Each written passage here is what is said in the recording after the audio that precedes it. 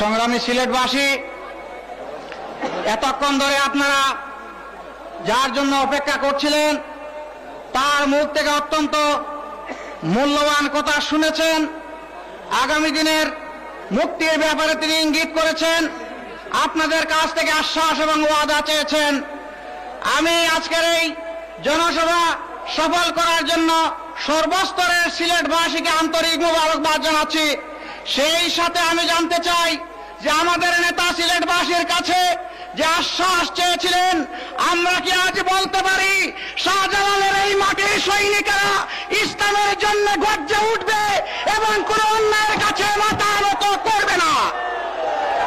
সংগ্রামী সিলেটবাসী, আমরা আমাদের নেতাকে আশ্বাস দিচ্ছি, এই ওয়াদা দিচ্ছি, ইসলামের গণজোয়ার বাংলাদেশের এই উত্তর পূর্ব প্রান্ত থেকে ইনশাআল্লাহ শুরু হবে।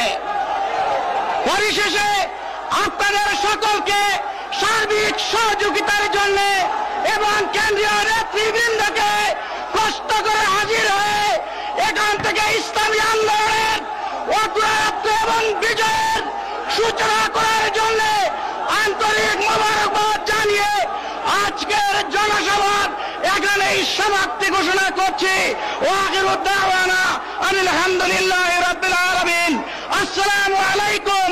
খুদা হাফেজ। বাংলাদেশ।